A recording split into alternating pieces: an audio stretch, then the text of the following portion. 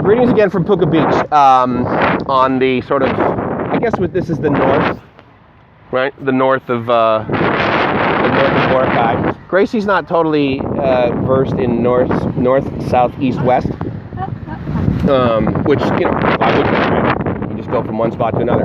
So here's, so this actually is a good place for us to talk about Carabao, which is there.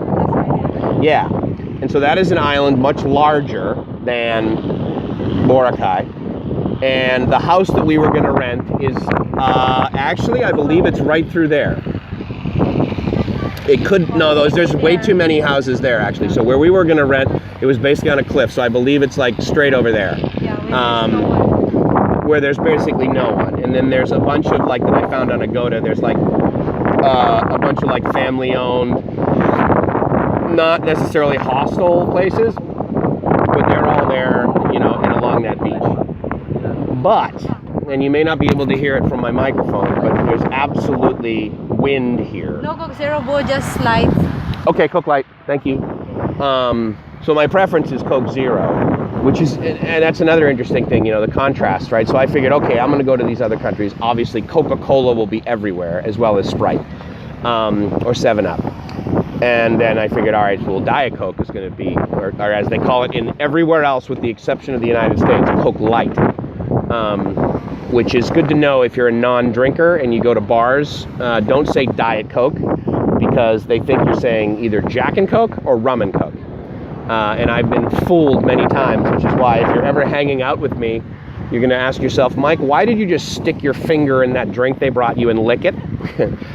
Because, oh my God, there's rum in that. Please remove it. So anyway, so now we're loaded up with Diet Coke, which is good. And I pay now or pay later? Later, cool. All right, awesome. And so that was just an interesting little thing. I speak to Gracie as if this guy can't understand me, but of course he understands English, right? Which is great. And the only downside to that, quite frankly, honey, is that because people know English and they know English well enough that we can communicate, for example, you and I, although your English is stellar, but you know, other people around here, it makes it very convenient for me to not learn Tagalog because people know English, and that's a bummer because I like to learn the local language, and it's not as motivating here. There's not as much of a necessity to do it. Although yesterday, as I mentioned in one of my videos, I had an exchange with the guy that came and fixed our air conditioner, and I was really bummed that I couldn't communicate to him properly.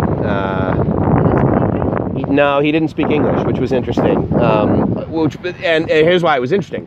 The invoice was all in English, and basically it said, here's what we did, here's how we fixed the air conditioner, and he just needed me to sign off on it, which I wasn't comfortable doing because, of course, we're just renting. But nonetheless, yeah, he was able to say, okay, I come back 2 o'clock, and then he came back at 2 o'clock, and I actually made Lourdes aware of that. But anyway, so here we are in Puka Beach, right across the bay, if you will, the water from Carabao.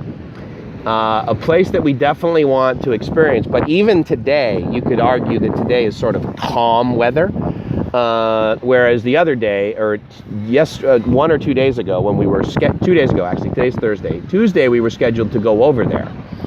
And at that time, it was raining and the wind was blowing even more so than it is right now, to the point where Gracie's sister, as well as a boat captain that we spoke with, was like, you want to go over there now?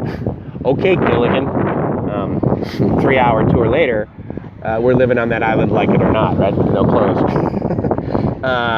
So yeah, so it's windy right now, but the nice thing is it's a nice wind, it's a cooling wind, the sun's out, and I'm in freaking paradise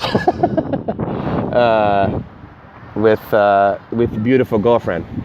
So I got that going for me. So anyway, checking a little bit more from Puka Beach, and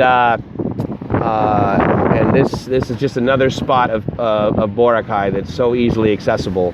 For basically it cost us $3 to get here on the trike.